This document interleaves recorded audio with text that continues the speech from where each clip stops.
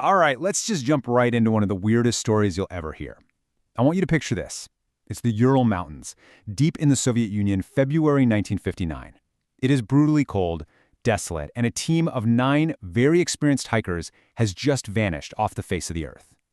What search parties would find weeks later would become one of the most chilling and honestly one of the most unsolvable mysteries of the 20th century. So when the search party finally gets to their last campsite, the very first clue they find is just bizarre.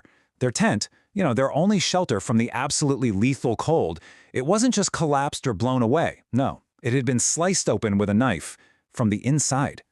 And that right there, that's the question that haunts this entire story.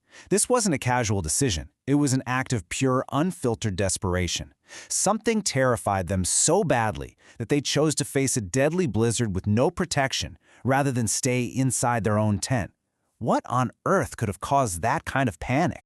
Now, to really get why this is so completely off the wall, you have to understand who these people were. This wasn't some group of kids on a weekend trip. No way. We're talking about a highly skilled team, mostly students and graduates from the Ural Polytechnical Institute, led by a guy named Igor Dyatlov. And these guys were legit. They were expert skiers, seasoned hikers. They knew this terrain, they knew how to handle the extreme cold, they had all the right gear. Seriously, these are the last people on Earth you would expect to panic and make some fatal, irrational decision, which makes everything that happened next even more baffling. So let's go back to that campsite. The clues they found, it doesn't paint a picture of an accident. It paints a picture of pure, raw terror. The investigators start following these footprints leading away from the tent, and this is where it gets really weird. The tracks show the hikers ran out barefoot, or just in socks, into the deep snow. They walked, almost calmly it seems, downhill toward the woods. And here's the crucial part. There were no signs of a struggle, and no other footprints around.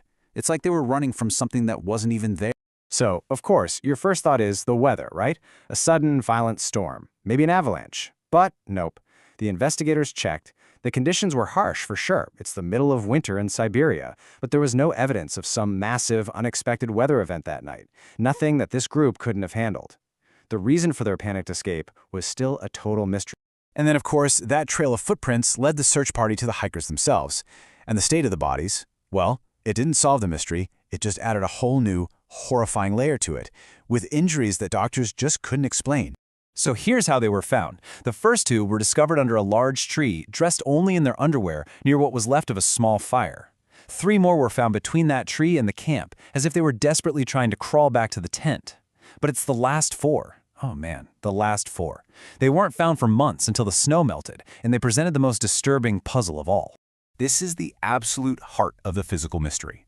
3 of these last hikers had suffered massive internal trauma. We're talking fractured skulls, crushed ribs. The coroner literally said the force was like being hit by a car. But, and this is the kicker, there wasn't a single bruise or cut on their bodies. No external wounds at all. It was as if they'd been squeezed by some immense invisible force. How does that even happen?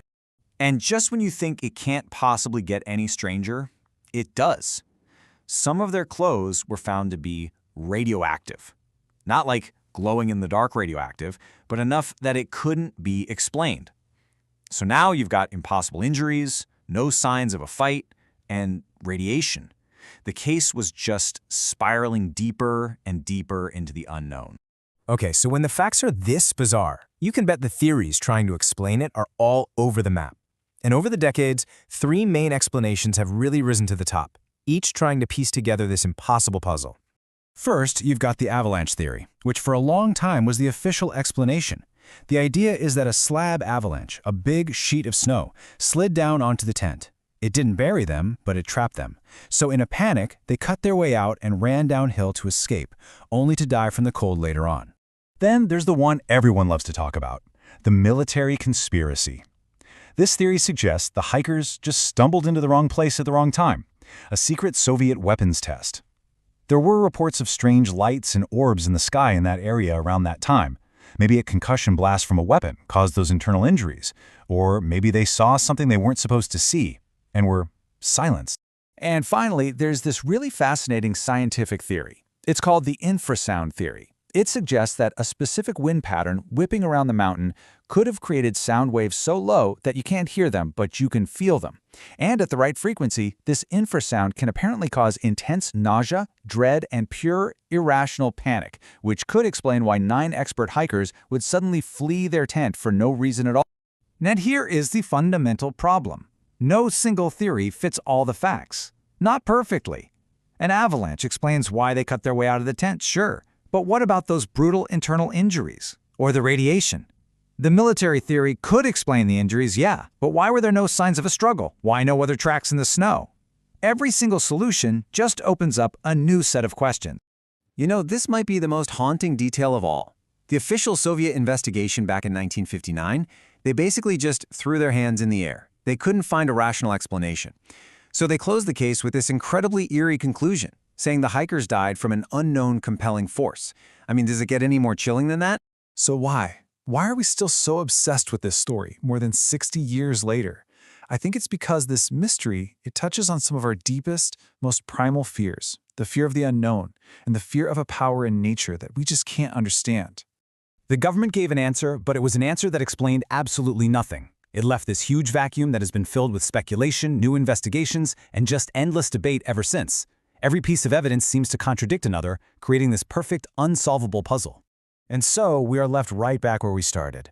9 dead hikers, a tent cut open from the inside, and a whole set of clues that just defy logic. An avalanche? A secret weapon? A freak of nature? The file might be closed, but this mystery is wide open, so I'll leave you with that. What do you believe was the unknown compelling force on that mountain?